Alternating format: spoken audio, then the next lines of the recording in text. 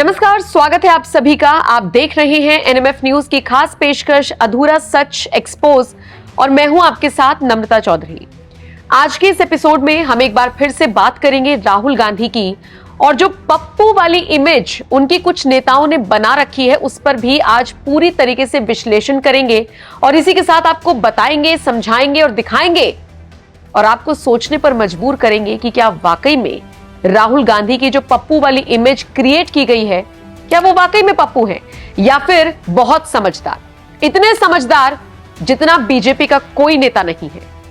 जी हां, मुझे कोई गाली दे या पप्पू कहे, मैं किसी से नफरत नहीं करूंगा। राहुल गांधी ने खुद ये बयान साल 2018 में दिया था। ये वो वक्त था जब संसद में अविश्वास प्रस्ताव के पक्ष में बोलते हुए राहुल ने यहां तक कह दिया था कि आरएसएस और पीएम मोदी ने मुझे सिखा दिया कि कांग्रेसी और असली हिंदू होने का क्या मतलब होता है। इस भाषण को खत्म कर राहुल गांधी पीएम मोदी के गले लगे थे और फिर वापस आकर अपनी सीट पर बैठकर साथ ही सांसद को आंख मारना भला कौन भूल सकता है। गाली दे, लाठी मारे, तुम्हारे दिल में उसके लिए प्यार होना चाहिए। ये आपने नरेंद्र मोदी जी और बीजेपी आरएसएस, ये आपने मुझे सिखाया है और इसके लिए मैं आपको दिल से अंदर से धन्यवाद करना चाहता हूं कि आपने मुझे मेरा धर्म सिखाया, आपने मुझे शिव जी का मतलब समझाया और आपने मुझे हिंदू होने का मतलब समझाया। इससे बड़ी बात हो ही नहीं सकती है और इसके लिए मैं आपका धन्यवाद करता हूं। आपके अंदर मेरे लिए नफरत है, आपके अंदर मेरे लिए गुस्सा है, आपके लिए मैं पप्पू हूं, आपके लिए मैं अलग अलग गाली दे सकते हो, मगर मेरे अंदर आपके खिलाफ इतना सा भी गुस्सा, इतना सा भी क्रोध, इतनी सी भी नफरत नहीं है। मैं कांग्रेस हूं और ये सब कांग्रेस हैं। राहुल गांधी के इस बयान की चर्चा आज तक होती है और ये आंख मारने वाला उनका जो वीडियो वायरल हुआ था, इस पर तो खुद देश के प्रधानमंत्री नरेंद्र मोदी ने भी मौज ले ली थी।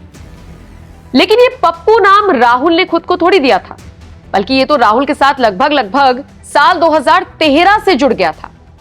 साल 2013 में अमित शाह ने भी राहुल गांधी को पप्पू कहा था। उन्होंने कहा था, कांग्रेस सोचती है कि प्रधानमंत्री की कुर्सी पप्पू का जन्मसिद्ध अधिकार है, लेकिन ये लोकतंत्र है, आपको लोगों के आशीर्वाद की आवश्यकता है और लोगों का आशीर्वाद नरेंद्र मोदी के साथ है।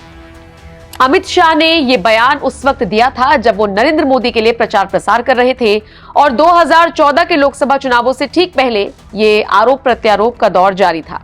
उस वक्त अमित शाह ने कहा था, कांग्रेस का उम्मीदवार कौन होगा? हमने तो नरेंद्र मोदी को उतार दिया है मैदान में, लेकिन कांग्रेस का उम्मीदवार कौन होगा? पप्पू?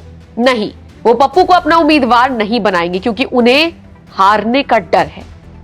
अमित शाह के इस बयान की भी खूब चर्चा होती है और जब जब पप्पू वर्ड लाइमलाइट में आता है, कंट्रोवर्सी में आता है, तब तब अमित शाह के इस बयान को भी याद किया जाता है। अमित शाह ही नहीं, बीजेपी के बड़े बड़े नेता अक्सर बिना नाम लिए पप्पू शब्द का इस्तेमाल करते हैं। आपको जानकर ताज्जुब होगा, एक वक्त तो ऐसा आ गया था कि गूगल पर who is Pappu in India लिखने पर राहुल गांधी आने लगा था। हद तो तब हो गई थी जब गूगल पर राहुल गांधी को पप्पू कहने पर पप्पू की बेइज्जती बताया जाने लगा था।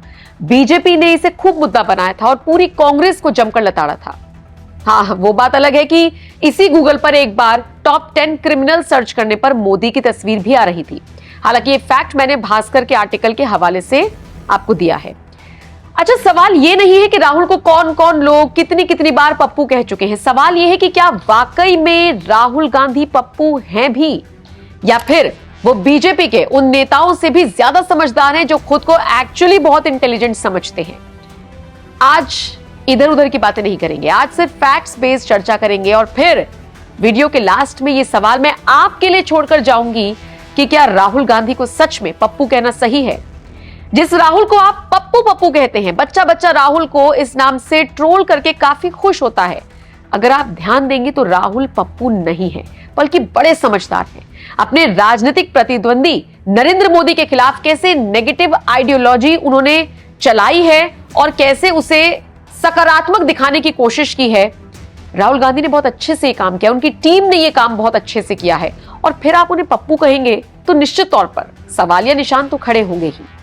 अब देखिए, अगर राहुल गांधी पप्पू होते तो वो ये ना कहते कि मोदी की ताकत उनकी इमेज है और इसे मैं खराब कर दूंगा। अगर राहुल गांधी पप्पू होते तो वो बांग्लादेश में लगातार मारे जा रहे हिंदुओं पर चुप्पी साधकर अपने साथियों से ये ना प्रमोट करवाते कि भारत में भी ऐसे हालात होने वाले हैं। अगर राहुल गांधी पप्पू होते तो चीन के अधिकारियों से उनकी मुलाकात की खबरें और कुछ तस्वीरों को पेश ना किया जाता। अगर राहुल गांधी पप्पू होते तो चुनावों में संविधान बदलने वाला जो फेक नैरेटिव बड़ी सफाई के साथ उन्होंने फैलाया वो ना फैला पाते। अगर राहुल गांधी पप्पू होते तो अमेरिका जाकर भारत विरोधी इल्हान उमर से मुलाकात ना करते और उनके नेता ये तो कतई ना कहते कि मुलाकात तो कोई किसी से भी कर सकता है, इसका मतलब ये तो नहीं कि हम उनके विचारों को प्रमोट करते हैं। अगर राहुल गांधी पप्पू होते तो एक्सरे का नाम लेकर देश में जातिवाद का जहर ना घोलते। अगर राहुल गांधी पप्पू होते तो विदेश में जाकर भारत को देश बताने के बजाय राज्यों का संघ ना बताते। अगर राहुल गांधी पप्पू होते तो विदेश जाकर चीन की तारीफ ना करते। अगर राहुल गांधी पप्पू होते तो अमेरिका में बैठकर भारत के नकारात्मक पहलू ना गिनवाते, सिखों पर विवादित बयान ना देते। अगर राहुल गांधी पप्पू होते तो उनके लिए पाकिस्तान से आम ना आते। अगर राहुल गांधी सच में पप्पू होते तो चुनावों में पाकिस्तान में उनकी भर भर कर तारीफ ना हो रही होती। अगर राहुल गांधी पप्पू होते तो आतंकी गुरपतवंत सिंह पन्नू उनकी तारीफ ना कर रहा होता। पप्पू पर बात चली है तो कांग्रेस के वरिष्ठ नेता सैम पित्रोदा, जो कि अंकल सैम के नाम से भी जाने जाते हैं, उनका ये बयान ना आता जो उन्होंने दिया है। उन्होंने कहा है कि राहुल गांधी पप्पू नहीं है बल्कि वो एक गहरे रणनीतिकार। अंकल सैम ने तो यहां तक कह दिया कि राहुल गांधी पप्पू नहीं, बहुत पढ़े लिखे और स्ट्रैटेजिक हैं। ऑफ कोर्स स्ट्रैटेजिक हैं। जिस तरीके से संविधान को बदलने का फेक नैरेटिव, संविधान को खत्म करने का फेक नैरेटिव और लोकतंत्र खतरे में है, इसका फेक नैरेटिव राहुल गांधी ने चलाया, निश्चित तौर पर अगर वो पप्पू होते तो वो ये सब कुछ ना कर पाते। इंडियन ओवरसीज कांग्रेस के चेयरमैन अंकल सैम ये भी कहते हुए नजर आए कि राहुल गांधी का एजेंडा बड़े मुद्दों को सुलझाने का है। हाँ, बिल्कुल है।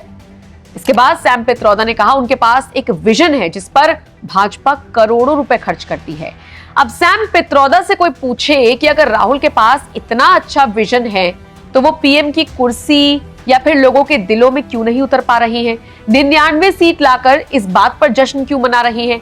ये विजन जो अंकल सैम कह रहे हैं कि उनके पास है, ये विजन भारत में क्यों नहीं दिखाई देता? देशवासियों को क्यों नहीं दिखाई देता? देश से बाहर जाकर देश विरोधी लोगों से मिलना ये देशहित का कार्य है क्या? ये कौन सा विजन है? बहरहाल पप्पू पप्पू की लड़ाई में देखिए कैसे एक यूजर ने लिखा, पन्नू पप्पू यार हैं, देश के गद्दार हैं। तो वहीं एक यूजर ने राहुल की तस्वीर को शेयर करते हुए लिख दिया, डेंजरस फॉर इंडिया। इतना ही नहीं, अब तो सोशल मीडिया पर तुलना होने लगी है राहुल गांधी के विदेशों में दिए गए बयानों की और इसी के साथ नरेंद्र मोदी जो विदेशों में जाकर बयान देते हैं उनकी। एक तरफ राहुल गांधी हैं जो जाकर गिनवाते हैं भारत की कमियां और दूसरी तरफ है नरेंद्र मोदी जो गिनवाते हैं भारत की खूबियां। अब आप में से कुछ लोग कहेंगे कि निश्चित तौर पर अगर प्रधानमंत्री मोदी हैं तो अपने कार्यकाल में देश बहुत आगे बढ़ रहा है, विदेश में जाकर वो तो यही बताएंगे। मैंने आपकी बात मान ली। चलिए, ऑपोजिशन के लीडर हैं राहुल गांधी, वो बाहर जाकर नरेंद्र मोदी की बुराई करेंगे, लेकिन देश की बुराई क्यों करते हैं? सवाल तो यहां पर यह है। खुद बीजेपी के नेता इस बात से इत्तेफाक रखते हैं, बहुत सारे इंटेलेक्चुअल्स, बुद्धिजीवी इस बात को बहुत अच्छे से स्वीकारते हैं कि राहुल गांधी बाहर जाएं, विदेशों में जाकर नरेंद्र मोदी पर सवाल उठाएं, उनकी विचारधारा पर सवाल उठाएं, चलिए आरएसएस पर सवाल उठाएं। आप विरोध करते करते देश का विरोध कर जा रही हैं, आप देश विरोधी लोगों से मुलाकात कर रहे हैं, तो भाई साहब सवाल तो उठेंगे ही। और फिर ऐसे में जब नरेंद्र मोदी कभी कभी बाहर जाकर कहते हैं कि हम विश्व गुरु बनेंगे, तो क्यों नहीं राहुल गांधी जाकर कह देते हैं कि हाँ, हम विश्व गुरु बनेंगे लेकिन अपने कार्यकाल में बनेंगे, हम देश को आगे लेकर जाएंगे, 29 में बदलाव होगा। सोचकर देखिए, ये सारी बातें ज्यादा अच्छी होंगी या फिर और तरह की बातें जो राहुल गांधी करते हुए नजर आते हैं, जिनका कोई बुनियाद जिनकी नजर नहीं आती। वो विदेश में जाकर एक सरदार से पूछते हैं कि भारत में लड़ाई इस बात की है कि आप पगड़ी नहीं पहन सकते, आप कड़ा नहीं पहन सकते, आप गुरुद्वारे नहीं जा सकते हैं। फिर वही सरदार भारतीय मीडिया में आकर इंटरव्यू देता है और कहता है कि राहुल गांधी का ये बयान बेतुका है। राहुल गांधी किसे संबोधित कर रहे थे? अगर वो माइनॉरिटीज की बात कर रहे थे तो स्पेसिफिकली बखान करना चाहिए था ना। सिखों का एग्जाम्पल लेकर करेंगे तो फिर प्रदर्शन इसी तरीके से होगा ना राहुल गांधी के घर के बाहर, जैसा कि तस्वीरों में हम सबने देखा, जैसे कि सोशल मीडिया पर हमने वो वीडियो देखा जिसमें सिख समुदाय के लोग राहुल गांधी के घर के बाहर पहुंच गए और नारे लगाने लगे कि राहुल गांधी मुर्दाबाद, राहुल गांधी शर्म करो। चलिए खैर छोड़िए, अब ये गेंद आपके पाले में है।